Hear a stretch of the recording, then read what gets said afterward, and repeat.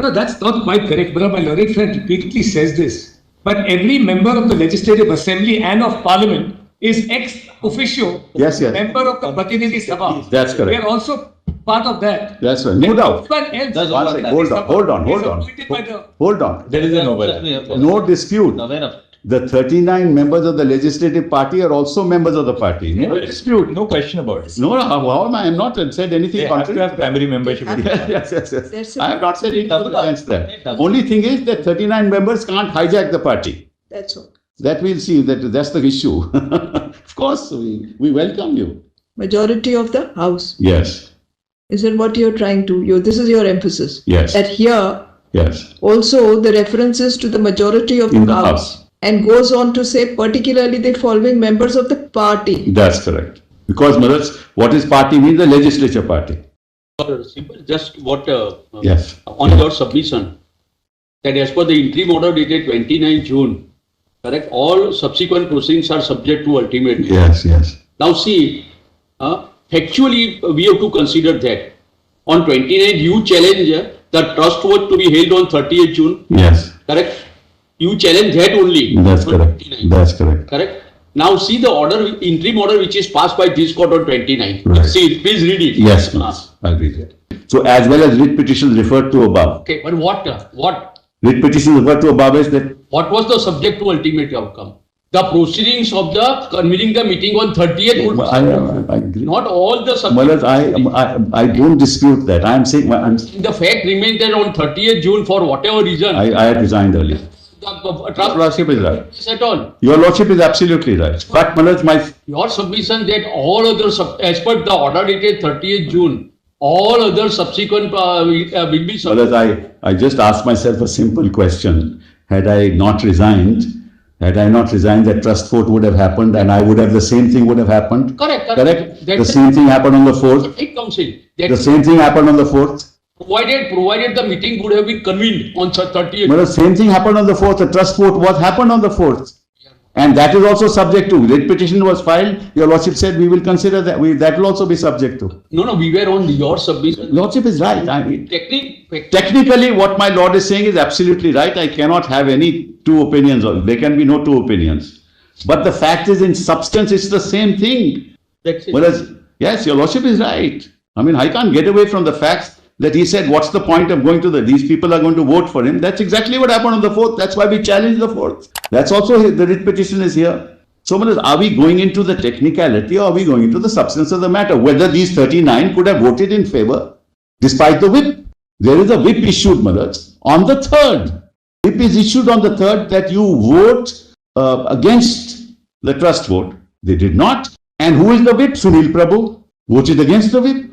So, Maharaj, where does it take us? It doesn't take us anywhere.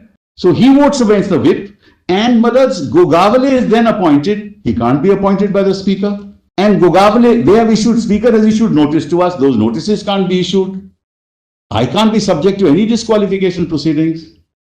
And my notice has been given by the Speaker to me to be disqualified. Your Lordship will strike it down on the facts. So, all these issues will have to be decided. Maharaj, I'm sorry. Let me just broadly tell your Lordship, what we have to meet and what the issues are.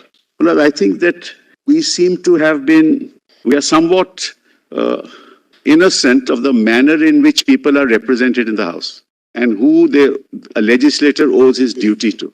Well, as your Lordship knows that under the 1950 Representation of People's Act, you have a delimitation commission.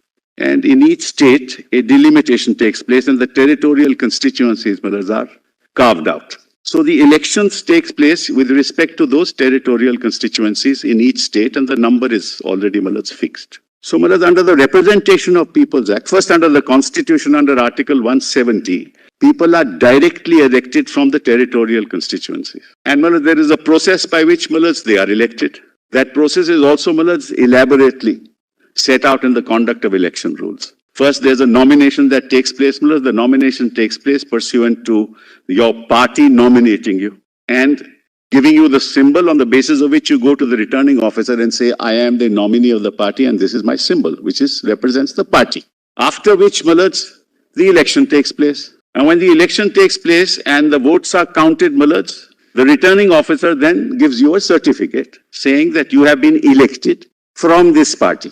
A copy of that is sent to the Election Commission. It's all set out here, so you'll watch it. At the moment, I'm just broadly. A copy of that is sent to the Election Commission, and the Election Commission conveys that to the Speaker of the Assembly. What is it that I'm trying to say? The only identity of a legislator recognized in the House is that he is a member of the party. He has no other identity. 2 members, 3 members, 20 members, 34 members can't have an identity outside of that.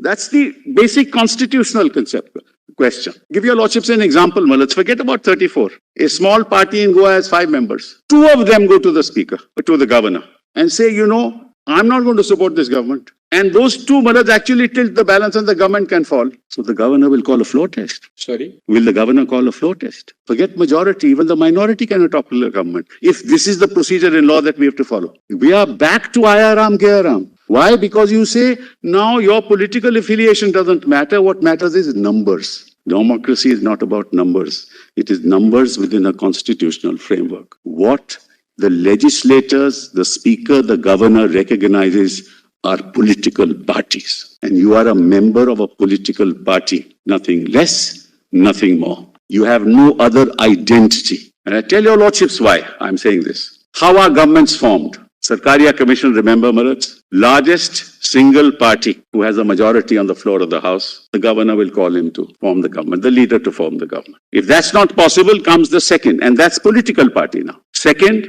pre-poll alliance of what? Of political parties. That's the second, if they form the majority. 3, post-poll coalition. What is the first? Single largest political party. Second is pre-poll alliance. Of what? Of political parties. Could be 1, it could be 2, it could be 3. Which is the third one? Third is post-poll coalition, which is what the Uddhav government was. Post-poll coalition of political parties. And the fourth is post-poll alliance of political parties. The governor, under Article 168 of the Constitution, is not a member of the Legislative Assembly, but he is part of the legislature. He can't recognize anybody other than political parties. That is the constitutional fundamental framework within which the House functions. That's why we did away with Gayaram, Ayaram. Lastly, the governor is not part of the... Is part of the legislature, but not a member of the Legislative Assembly. So he only recognizes, because he is part of the legislature, the political parties, the legislative parties. That means my identity is associated with my party in the House. I have no separate identity. Otherwise, mothers 10 from one party, 2 from another party, 3 from another party will go to the governor and make the government fall. And then my learned friend's argument, see, the governor is fully satisfied that you have lost the confidence of the House. Because 10, 2 and 3, along with the present dispensation, make the majority. So you back on Ayaram Gayaram days. The whole purpose of the 10th schedule is to get rid of it. Numbers in the House will not make governments fall. It is the alliance of parties in the House that will make the government fall. And that's the application of mind of the governor when he decides to ask for a trust vote. See the havoc it will cause. All you need to do is to look up numbers, and they will say, Mullahs, on public platforms that it is a call of conscience, Mullahs. We know the extent of their conscience.